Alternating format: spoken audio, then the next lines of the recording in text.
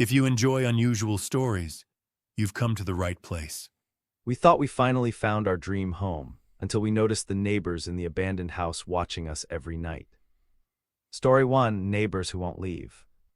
We had just moved into the house my girlfriend and I had been dreaming about, finally our own place. A small yard, windows that are nice to look out of at night.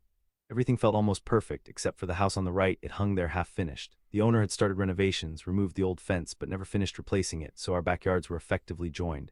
Instead of the usual separation, there was a wide gap you could walk through from our yard into the vacant lot. At first it didn't seem like a big deal. You assume the owner will come back, put the fence up, and everything will be normal. But the people who used to be behind that house, a few young men, kept showing up for no obvious reason. We'd see them cutting across the neighbor's yard to get to the street faster. Sometimes they just stood around talking, occasionally glancing in our direction. We figured maybe they knew the former owner or it was just convenient for them. The first thing that made us uneasy was one of the first nights when we were sitting on a bench in the yard with mugs of tea, talking about boxes. I noticed a silhouette in a window of the empty house. A man stood in the dark room and stared straight at us. He wasn't sneaking or hiding. He was almost deliberately showing he was watching. That went on for maybe 20 minutes. He just stood there, no flashlight, just head and shoulders, almost expressionless. We went inside, embarrassed, but didn't make a big deal of it. New neighborhood, someone curious. Then they came, 3 of them. One evening, a trio approached from the vacant lot, pried up the boards of the fence, and just walked into our garden. One of them carried a big bag and offered us something, some sort of dishwashing tablets. Maybe it was a joke or an attempt to start a conversation. We politely refused and said everything was fine, but it felt like our boundary had been violated. They didn't knock, they didn't ask, they didn't introduce themselves, they just entered as if it were their place. A few days passed and those visits got more frequent. Someone would turn up at our side fence, someone else would peer into windows, someone would drop something in a flower pot, small things but unsettling. Once, while I was vacuuming the living room, I saw police quietly walking across the neighboring yard. They lifted a board of the fence, looked around, and left. They didn't explain why they were there, which seemed odd, but we thought if the police had been by, maybe it's being handled. A couple days later, the police knocked on our door again, officially this time. They told us the house behind us was now declared vacant and the people who had been there were evicted for antisocial behavior. We breathed a sigh of relief. It seemed like the problem would go away, but the relief didn't last. One morning I stepped out of the bathroom and heard a loud bang nearby. My girlfriend was at the window watching a recording on her phone. The footage showed a man we'd never seen before. He ran up to the vacant house, tried our front doorknob as he passed, then went back and started smashing the fence and banging on the windows of the empty house as if he wanted to attract attention. We called the police and handed over the video, but after a short interview the officers left, saying there wasn't enough to do anything yet. We felt abandoned. Then the night started, whistling the kind used to harass women and tapping on the glass at 2:00 a.m., a rhythmic sound that made your blood run cold. One night our outdoor doorbell camera, the Ring, was gone. Someone had taken it and removed the SD card. The police called it vandalism, but nothing was done to recover the camera or to investigate who was coming around. We set up new cameras, changed angles, moved devices inside the house, but one evening while watching a live stream we saw a masked man standing in our yard. He held his arms out wide like he was imitating a figure on a cross, his head tilted, silent. It wasn't a spontaneous gesture, it looked staged, performative. We can be here and it bothers you, look at us. Another time 2 masked men with flashlights paced by our windows while one of them carried a long metal bar, an obvious piece of threatening theatrics. We called the police every time. The response was usually the same: we'll take a look, but looking isn't the same as acting. Staring at someone's home isn't illegal. Fear settled into the house. Any rustle makes us jump. We started inviting friends over more often, keeping a constant stream of people so we wouldn't be left alone. But the anxiety didn't go away. Each new appearance felt less like an attempt to break in and more like a psychological attack, a deliberate effort to make us feel vulnerable. Once I recorded a clip just to be safe. You can see an unknown person approach and make a gesture that looks like an invitation. We filed another complaint. The police logged the statement, photographed the scene, but the answer was the same. If there was no forced entry, there's little basis for arrest. It felt like they were saying, until we were physically harmed, there's only so much they can do. We changed our routines: draw the curtains earlier, don't sit outside late, don't leave things out in plain sight. We added extra motion sensors, but sometimes they didn't trigger, recordings would be missing or corrupted. Sometimes it felt like we were being deliberately turned off. Cameras removed, SD cards taken, or people arriving at moments when recording was paused. The world began to feel more hostile than it had, the same streets, the same houses, but the atmosphere had shifted. We lived surrounded by watching eyes. We're still here, we keep collecting evidence, we keep filing police reports, and we hope someone takes action.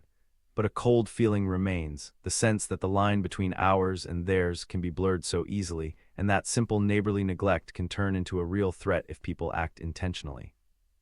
After breaking up with my boyfriend, I thought it was over, until strangers started repeating every word he ever said to me. Story 2, Words You Can't Forget. I never imagined words could haunt you the way people can. It started after I broke up with someone I'd been with for almost 2 years. His name was Caleb. He wasn't violent, he never hit me and generally seemed calm. But his control was subtle and constant. Questions about where I'd been, requests to see my phone, sarcastic nicknames like Sunshine that he used to needle me. He was a master of small digs that slowly eroded your confidence. After the breakup, I took the usual safety steps, changed my number, deactivated social media, moved to a different neighborhood. I thought that would be it, a chance to start over. But a few weeks later, I started noticing strange coincidences. A barista at a coffee shop I'd only been to once or twice smiled and said, "Morning, Sunshine." That was Caleb's nickname, uncommon, specific, and the way she said it matched his cadence. I looked at her, there was no malice, just a blank look. Maybe a coincidence, I tried to tell myself that. A few days later, I took a rideshare with a different driver, an older man who kept glancing in the rearview mirror like he was trying to place me. Then he asked, as casually as if it were a normal chat, "Ever figure out what you're running from?" Caleb had once said that to me deadpan, and in that instant it felt like a targeted shot. I froze. This was no longer chance. More things happened. A woman in the grocery store bumped my cart and whispered, "You don't get to just disappear." A stranger on the street muttered, "Still wear your hair like that," in a tone I'd heard from Caleb before. A coworker hummed a song Caleb used to play when we argued. It wasn't their faces that scared me, they all looked different, but their eyes had the same expression, the same knowing tilt. It felt like whoever was doing this had given strangers a script. I started thinking I was going mad. I even reached out indirectly, messaged Caleb's sister and asked her to tell him to stop. She replied that she didn't know what I meant. Caleb was in rehab. He'd been there for 6 weeks with no phone. I didn't believe her right away, but then I saw a photo she posted of him at the facility looking pale and holding a sobriety chip. So at least on paper, he really was out of the loop. If it wasn't him directly, who was behind it? One night stands out. I booked a hotel to get away from the apartment because I couldn't sleep there anymore. The constant tension made being alone unbearable. Around 2 a.m., someone knocked on my hotel room door, 3 slow knocks. I didn't answer. Through the peephole, I saw a woman in her 40s whose face was completely blank. She stood there staring at the door, said nothing, and eventually left. It was one of the most unsettling things I've seen. The next morning, the front desk told me there was no one on my floor. The cameras showed empty corridors. It clicked. These weren't random strangers. Someone was feeding people phrases and details about me. I suspected Caleb had mentioned some forum he used, a place where people shared tactics that sounded like productivity hacks, but in hindsight read like creepy, cultish roleplay ideas. I didn't remember the forum name, he'd never told me.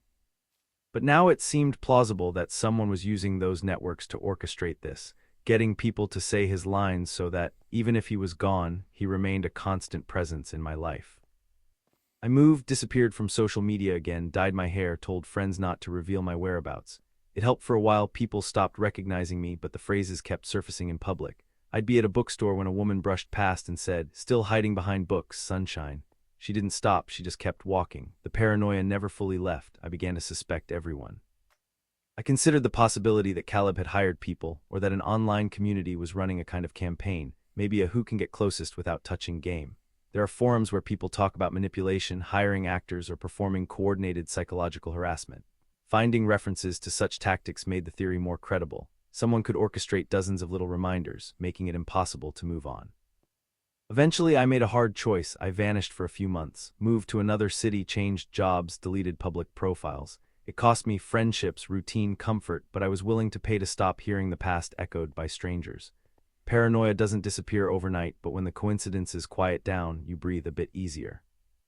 I don't know who was behind it. Was it Caleb, a network of people playing by his rules, or some sick online phenomenon that got out of hand? What I do know is this: when other people keep repeating the things that hurt the most, it's like a looped video you can't pause. Its rhythm, fragile and relentless, tears normal life apart faster than an open threat ever could. A family lake trip turned into a nightmare when someone started banging and screaming right outside our rooms at 3 a.m. Story 3: The 3 a.m. Thumps. We're a big family of homebodies, so when my aunt suggested a weekend trip to one of Michigan's Great Lakes, everyone was surprised but excited. My cousin found a spacious Airbnb that somehow fit all 18 of us. It felt like a miracle given the price and availability. The house sat right on the beach with stretches of lake that looked almost like an ocean. Most of us took rooms in the main house, but because of the group size, some of us were placed in a separate building behind it, a 2-story garage with bedrooms upstairs. My 3 cousins and I got those rooms. At first we didn't think much of it. We spent the day in the hot tub on the beach and just relaxing. The space over the garage was run down. Stained linens, carpeted bathrooms that smelled like mildew, and a latch on the door that looked thin and insecure. My cousins were grossed out and refused to sleep on the beds until we washed the sheets, so we did laundry in small loads and waited.